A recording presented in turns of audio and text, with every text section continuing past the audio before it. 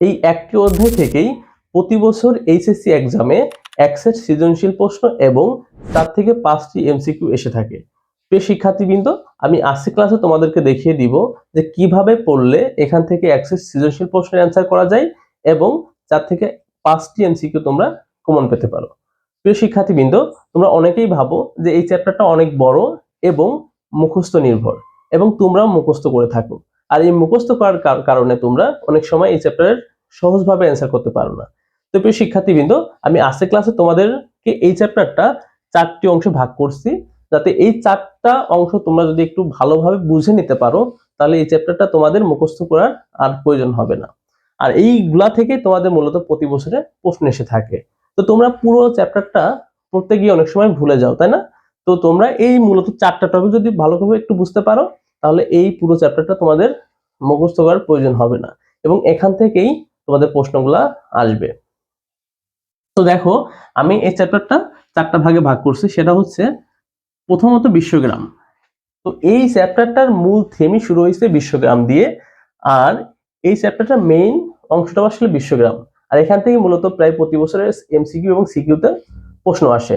তো আমরা প্রথম ক্লাসে অর্থাৎ আজকের ক্লাসে এই বিষয়টা নিয়ে, অর্থাৎ এখানে কি উপাদানগুলো রয়েছে, বিশ্বগ্রাম কি, এর উপাদানগুলো কি, বা এর সংশ্লিষ্ট বিষয়গুলো কি কি আছে, এগুলো আজকের ক্লাসে একদম ক্লিয়ার হয়ে নেব। আর পরের ক্লাসে আমরা ভার্চুয়াল রিয়েলিটিটা জানবো, আর তারপর ক্লাসে আমরা জানবো যে আইসিটির সাম্প্রতিক সময়ে কোন কোন বিষয়গুলা খুবই গুরুত্বপূর্ণ বা কোনগুলা ব্যবহৃত হয়। আর লাস্ট যে ক্লাসটা আমরা করব সেটা হচ্ছে কম্পিউটার ক্রাইম, অর্থাৎ কম্পিউটার দিয়ে মূলত আমরা কি ক্রাইম করে থাকি বা কি ক্রাইমগুলো আমাদের সাথে হয়ে থাকে, এই বিষয়গুলো আমরা জানবো শেষ ক্লাসে। তো আজকের ক্লাসে আমরা প্রথমে জেনে নিব যে বিশ্বগ্রাম মূলত কি। তো বিশ্বগ্রাম হচ্ছে একটি ধারণা যেটা কানাডিয়ান দার্শনিক ম্যাকলুহান, যার নাম বলা হয় মার্শাল ম্যাকলুহান, এটার মূলত মতবাদ দিয়েছিলেন 1962 সালে। তো এটার মতবাদ দেওয়ার সময় তিনি কিছু বিষয় বলেছিলেন যে এটা আসলে কি। তো দেখো, বিশ্বগ্রাম মূলত ইংরেজিতে বলা হয় হচ্ছে গ্লোবাল ভিলেজ। বিশ্বর ইংরেজি হচ্ছে গ্লোবাল, আর ভিলেজের বাংলা হচ্ছে গ্রাম। তাহলে আমরা বলতে পারি যে বিশ্বগ্রামে দুইটা পার্ট আছে, একটা হচ্ছে গ্লোবাল অর্থাৎ বিশ্ব, আর 2 নম্বর হচ্ছে ভিলেজ অর্থাৎ গ্রাম, তার মানে বিশ্বগ্রাম। আচ্ছা, তোমরা সবাই জানো যে গ্রাম কি। গ্রাম হচ্ছে যে কিছু ফ্যামিলি বা কিছু মানুষ যেখানে একসাথে বসবাস করে এবং সবাই সবার বিষয়গুলো জানে, বা কিছু ঘটনা ঘটলে সবাই সেটা জানতে পারে। আর বিশ্বগ্রাম বলতে বোঝায় যে পুরো পৃথিবীটা একটা গ্রামের মতো যেটা হবে, সেটা একটা ধারণা।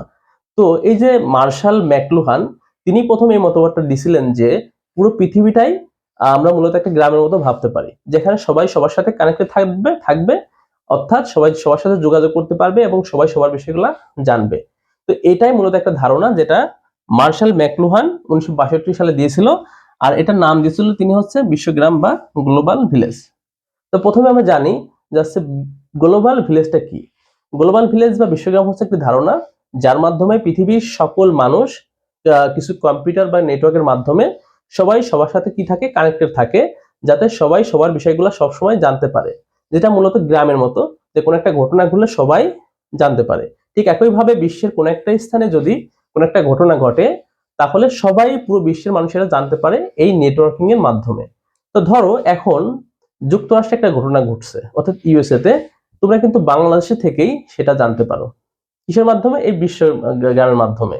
তো এই বিশ্বগ্রাম কি, এখানে মূলত একটা কানেক্টিভিটি থাকে অর্থাৎ নেটওয়ার্ক থাকে, যার মাধ্যমে সেই ইউএসএ থেকে তোমরা যে কোনো বিষয় ঘটলে এখানে জানতে পারো, বা ওখানে একজন মানুষ যদি তোমার সাথে কথা বলে খুব সরাসরি তোমরা কানেক্ট হয়ে কথা বলতে পারো। তো এই বিষয়গুলোই মূলত বলা হচ্ছে বিশ্বগ্রাম, যেখানে সবাই মিলে সবার সাথে কানেক্টেড, রাইট?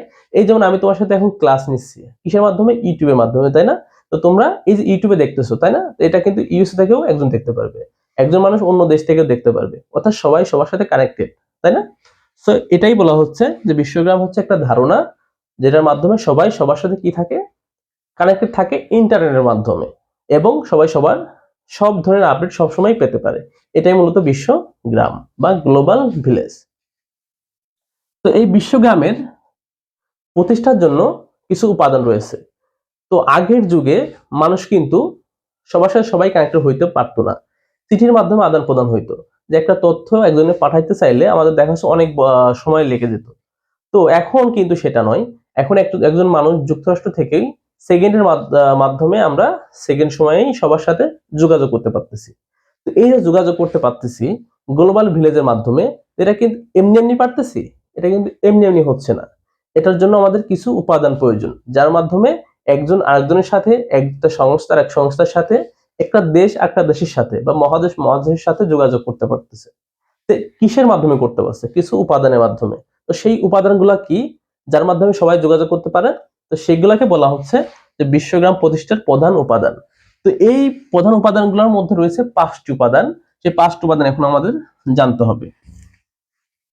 তো প্রথমত আমাদের যে উপাদানটা আছে সেটা হচ্ছে হার্ডওয়্যার। Hardware clear. দ্বিতীয়ত আমাদের আছে হচ্ছে সফটওয়্যার। আর তৃতীয়ত আমাদের রয়েছে কানেক্টিভিটি বা ইন্টারনেট। আর 4 নম্বরে আমাদের যেটা লাগবে সেটা হচ্ছে ডেটা। আর 5 নম্বরে লাগবে হচ্ছে আমাদের যে মানুষের জ্ঞান বা নলেজ, তাই না? সো হিউম্যান নলেজ লাগবে আমাদের।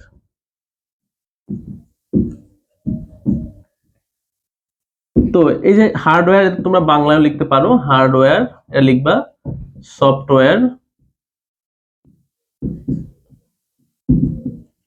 তারপরে ইন্টারনেট বা যোগাযোগের ব্যবস্থা, তারপরে আছে ডেটা। ওকে, তোমরা বাংলায় ওটা লিখতে পারো।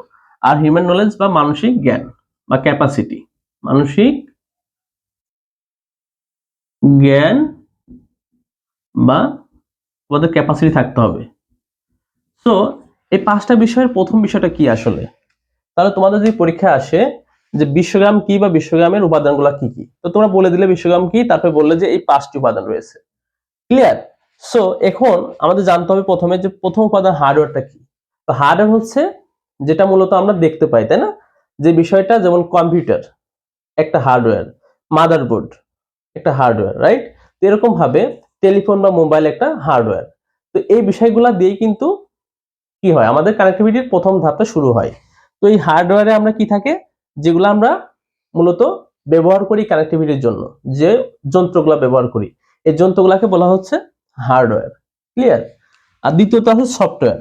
তো একটা হার্ডওয়্যার কিন্তু সফটওয়্যার ছাড়া চলতে পারে না, রাইট? তো একটা কম্পিউটার কিন্তু সফটওয়্যার ছাড়া চলতে পারবে না, কারণ কম্পিউটার চালানোর জন্য একটা অপারেটিং সিস্টেম দরকার হয়, রাইট? তো এই সফটওয়্যার গুলাকে বলা হচ্ছে সফটওয়্যার। আমরা বর্তমান যুগে কিন্তু অনেক ধরনের সফটওয়্যার ব্যবহার করি। তো এই সফটওয়্যারগুলো ব্যবহার করার জন্য আমাদের কি দরকার হয়? মোবাইল। তো মোবাইল প্রথমে পেলাম হার্ডওয়্যারে, আর সফটওয়্যার থাকবে কোথায়? এই পার্টে। তাহলে একটা মোবাইল শুধু থাকলেই হবে না, সেখানে সফটওয়্যারও থাকতে হবে, তাহলে এই দুইটা মিলে একটা যন্ত্র চলতে পারবে। তো যন্ত্র চললেই কিন্তু হবে না, একটা কম্পিউটার মনে করো এখানে আছে বা একটা মোবাইল আছে। তো আমরা যদি ইন্টারনেট না থাকে তাহলে কিন্তু ইউএস এর সাথে কোনো একটা মানুষের সাথে যোগাযোগ করতে পারবো না। তো আমাদের এই জন্য লাগবে কি? ইন্টারনেট। এই জন্য আমাদের 3 নম্বর ধাপ হচ্ছে এই যে কানেক্টিভিটি। এটা মূলত ইন্টারনেট, অর্থাৎ ইন্টারন্যাশনাল নেটওয়ার্ক, অর্থাৎ সবার সাথে সবার যোগাযোগের জন্য আমাদের একটা নেটওয়ার্ক লাগবে। তো এই জন্য শুধুমাত্র এই দুইটা, অর্থাৎ হার্ডওয়্যার সফটওয়্যার দিয়েই গ্লোবাল ভিলেজ সম্ভব নয়। এই 3 নম্বর বিষয়টা সবচেয়ে গুরুত্বপূর্ণ। তোমাদের পরীক্ষাতে এমসিকিউতে আসতে পারে যে এই গ্লোবাল ভিলেজের সবচেয়ে ইম্পর্টেন্ট টপিক বা ইম্পর্টেন্ট উপাদান কোনটা? ইম্পর্টেন্ট উপাদান হচ্ছে কানেক্টিভিটি বা ইন্টারনেট। এটা হচ্ছে সবচাইতে গুরুত্বপূর্ণ, সবচেয়ে গুরুত্বপূর্ণ, এটা মনে রাখবে তোমরা। তো এই নেট না থাকলে কিন্তু আমরা কারোর সাথে যোগাযোগ করতে পারবো না, যদিও হার্ডওয়্যার আমার থাকলেও হবে না, সফটওয়্যার থাকলেও হবে না। ক্লিয়ার? তাহলে এই ইন্টারনেট আমাদের সবচেয়ে গুরুত্বপূর্ণ। আচ্ছা, এবার 3 নম্বরে আমরা জানবো, 4 নম্বরে জানবো ডেটা কি। তো আমাদের কাছে মনে করো হার্ডওয়্যার আছে, সফটওয়্যার আছে, কানেক্টিভিটি আছে, কিন্তু কোনো ডাটা নেই। তো ডাটা ছাড়া কি আমরা কোনো যোগাযোগ করতে পারবো? পারবো না, কারণ আমাদের ডাটাটাও প্রয়োজন। এই জন্য আমাদের 4 নম্বরে লাগবে ডেটা। তো এখন তোমাদের প্রশ্ন আসতে পারে ডেটাটা আসলে কি? ডেটা হচ্ছে মূলত আমাদের বর্তমান সময়ের যে কাঁচামালগুলো থাকে, যেমন কিছু তথ্য, যেমন তোমার কাছে মনে করো আমি একটা কি পাঠাবো, ইমেল পাঠাবো। ইমেলে কি থাকতে পারে? যে আমি তোমার কাছে জিজ্ঞেস করতে পারি যে তুমি কেমন আছো, হাউ আর ইউ, তাহলে এই যে একটা আমি মেসেজ পাঠালাম, এই মেসেজটা কিন্তু একটা ডেটা, তাই না? কিন্তু ডেটা কি? প্রসেসিং ডাটা, এই জন্য এটাকে বলা হয় একটা তথ্য বা ইনফরমেশন। তো কোনো একটা ডাটা তৈরি করার জন্য আমাদের কি লাগে? কিছু জিনিস লাগে, যেমন এখানে হাউ একটা টেক্সট, আর একটা টেক্সট, এগুলো সবই কি একটা ডেটা, তাই না? তো এই ডেটাগুলোকে আমরা যখন পাঠানোর জন্য আমাদের এগুলা কি প্রসেস করতে হয়। তো প্রসেসিং যে ডাটাগুলো থাকে সেগুলোকে বলা হয় হচ্ছে ইনফরমেশন, আর যেগুলো র ডাটা থাকে সেগুলোকে বলা হয় ডেটা। তো কোনো প্রসেস ছাড়া ডেটাকে বলবো ডেটা, আর প্রসেস হয়ে গেলে সেটাকে বলবো ইনফরমেশন। ইনফরমেশন। তো পরীক্ষা আসতে পারে ডেটা কি আর ইনফরমেশন কি। তো ডেটা মূলত কাঁচামাল বা র, আর ইনফরমেশন হচ্ছে সেই র যে ডেটাগুলো থাকে সেগুলো হচ্ছে প্রসেস করার পর যেটা পাওয়া যায় সেটা। ক্লিয়ার? তোমরা একটু বইতে এগুলো একটু দেখে নিতে পারো। আচ্ছা, আচ্ছা 5 নম্বর যেটা আছে সেটা হচ্ছে হিউম্যান নলেজ বা মানসিক যে জ্ঞান, মানুষের যে জ্ঞান বা ক্যাপাসিটি। তো এই বিষয়গুলো থাকলে কিন্তু হবে না, মানুষের কিন্তু জ্ঞান থাকতে হবে যার মাধ্যমে এগুলো চালাইতে পারবে। তো এই 5 নম্বর এটাও কিন্তু ইম্পর্টেন্ট। ক্লিয়ার? তো এই 5টা উপাদান দিয়ে আমাদের কি হয়? একটা বিশ্বগ্রাম তৈরি হয়। তো তোমাদের যদি প্রশ্ন করা হয় যে বিশ্বগ্রাম তৈরি করতে কি কি লাগে, তোমরা বলবে এই 5টা। ক্লিয়ার? বা বিশ্বগ্রাম উপাদান কি কি, বলবে এই 5টা। আর সবচেয়ে গুরুত্বপূর্ণ হচ্ছে ইন্টারনেট। তো আমাদের কিন্তু প্রথম যেটা বিশ্বগ্রাম প্রতিষ্ঠার যে প্রধান উপাদান সেটা জানা হয়ে গেল। এখন 2 নম্বর যেটা বলা হচ্ছে যে বিশ্বগ্রামের সংশ্লিষ্ট উপাদান সমূহ, যে বিশ্বগ্রামের সংশ্লিষ্ট উপাদান সমূহ কি কি। তো বর্তমান সময়ে আমরা বিশ্বগ্রাম মূলত কি কি কাজে ব্যবহার করে থাকি। তো বিশ্বগ্রাম আমাদের মূলত কি কি কাজে লাগে, এর ভিতরে আছে একটা, মনে করো যোগাযোগের জন্য। তো যোগাযোগ কি কি হতে পারে? আমরা দেখো একজন লোক মনে করো আমেরিকাতে আছে, তার সাথে যোগাযোগ করবো। যোগাযোগ কিসের মাধ্যমে করতে পারি? টেলি, যে আমাদের যোগাযোগ ব্যবস্থা আছে তার মাধ্যমে করতে পারি, অর্থাৎ মোবাইল দিয়ে করতে পারি, কম্পিউটারের মাধ্যমে করতে পারি, যেমন হোয়াটসঅ্যাপ, ফেসবুকের মেসেঞ্জার, ভাইবার, রাইট? এইগুলোর মাধ্যমে আমরা যোগাযোগ করতে পারি। তো এই যোগাযোগের জন্য কিন্তু আমাদের কি লাগবে? এই বিশ্বগ্রামের সংশ্লিষ্ট উপাদানগুলো লাগবে, রাইট? তো প্রথমটা হচ্ছে যোগাযোগ করার জন্য। দ্বিতীয়ত আমাদের প্রয়োজন হবে গ্লোবাল ভিলেজটা মূলত কর্মসংস্থানের জন্য। কর্মসংস্থান।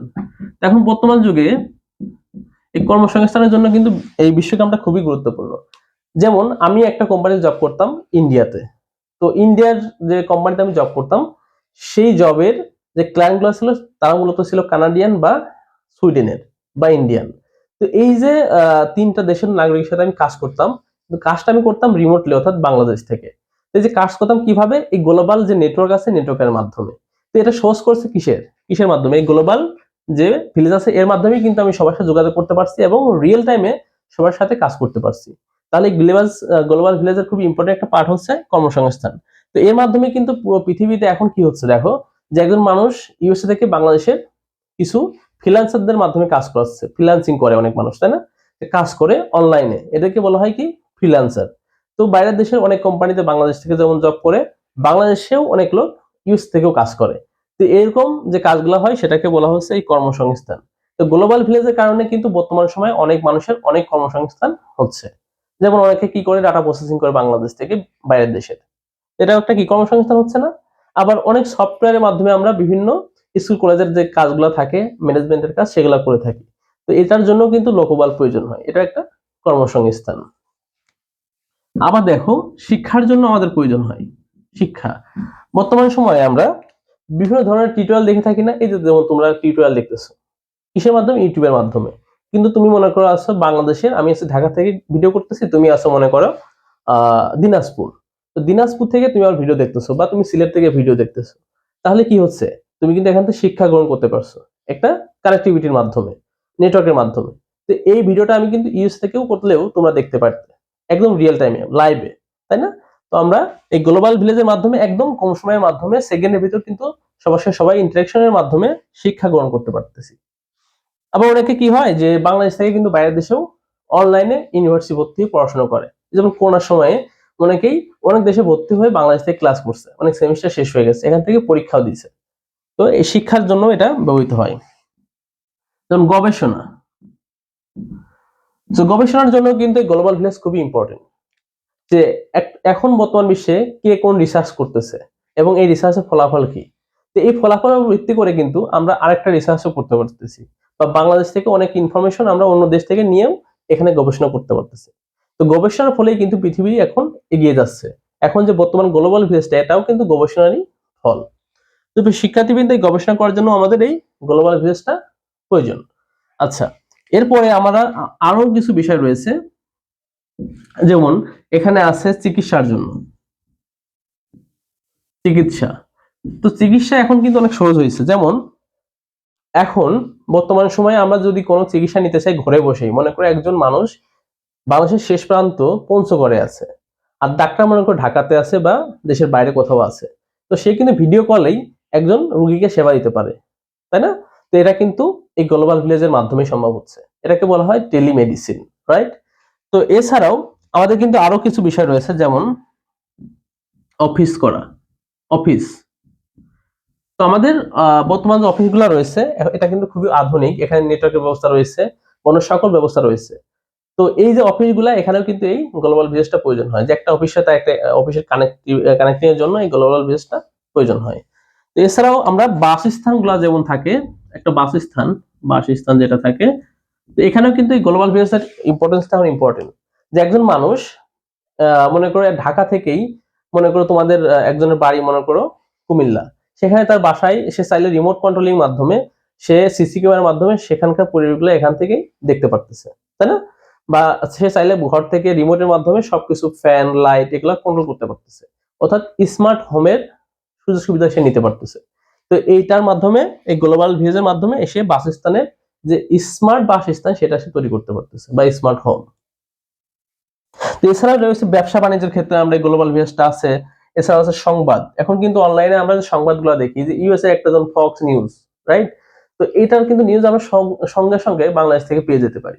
ইউএসএ কোনো ঘটনা ঘটলে এখানে আমরা লাইভে পাচ্ছি, বা নিউজের মাধ্যমে বা ওয়েব পোর্টালের মাধ্যমে সহজেই পেয়ে যাচ্ছি।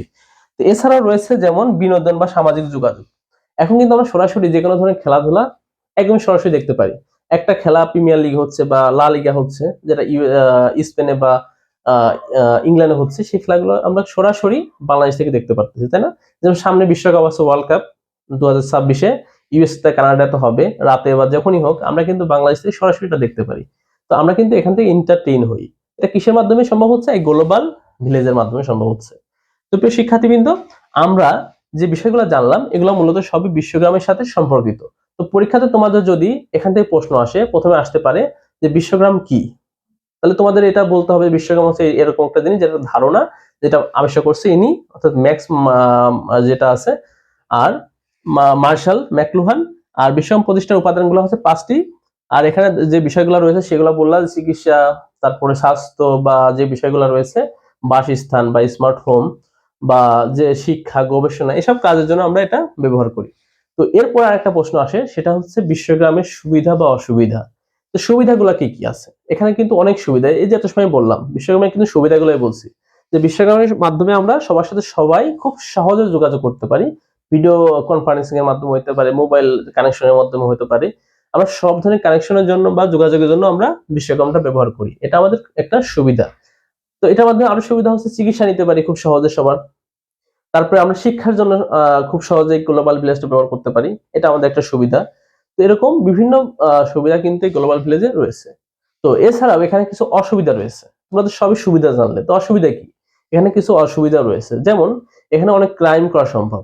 যেমন বর্তমান সময়ে যেমন অনেক ধরনের হ্যাকিং হচ্ছে, একজনের কম্পিউটার অনেক ডাটা আছে, সেগুলো হ্যাকিং করে অন্য কেউ নিয়ে নিচ্ছে। বা একজনের ফেসবুকে তার অনেক ডাটা থাকে পার্সোনাল, সেগুলো হ্যাক করে সে নিয়ে নিচ্ছে।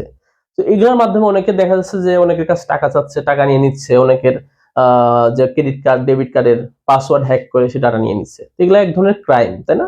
সো এগুলো হচ্ছে তার একটা কি অসুবিধা, তাই না? সো বিভিন্ন এরকম অসুবিধাও রয়েছে। তবে শিক্ষার্থীবৃন্দ, আমরা মূলত আজকে ক্লাসে এই বিশ্বগ্রামে যে বিষয়গুলো রয়েছে একদম কমপ্লিটলি শিখলাম। এখান থেকে তোমরা দেখো বিভিন্ন জায়গায় পরীক্ষা যে প্রশ্নগুলো আসবে, দেখা যাচ্ছে বিশ্বগ্রাম থেকে একটা প্রশ্ন আসবে। ক্লিয়ার? তো এটা যদি তোমরা একদম ক্লিয়ার হয়ে যেতে পারো, তাহলে এখান থেকে এক সেট প্রশ্ন যেমন পাবে এবং এখান থেকে এমসিকিউ পাইতে পারো। যেমন এখান থেকে প্রশ্ন আসতে পারে যে বিশ্বগ্রামের যে মতবাদ এটা কে দিয়েছিলেন বা কোন দেশের, তাই না? তো এটা দিয়েছিলাম, আমি বলে দিছি, কানাডিয়ান দার্শনিক মার্শাল ম্যাকলুহান 1965 সালে দিয়েছিল, রাইট? আর বিশ্বগ্রাম কি এটাও বলে দিলাম। তো এরপরে আমরা পরের যে ক্লাসটা হবে সেটা মূলত ভার্চুয়াল রিয়েলিটির উপরে। তো এই ভার্চুয়াল রিয়েলিটি কি এই বিষয়টা নিয়ে আমি পরের ক্লাসটা তোমাদের করাবো। তো প্রিয় শিক্ষার্থীবৃন্দ, যারা এই পর্যন্ত আমার ক্লাসটা দেখলেন সবাইকে ধন্যবাদ জানিয়ে আজকের ক্লাস এখানে শেষ করছি। সবাইকে ধন্যবাদ। আল্লাহ হাফিজ।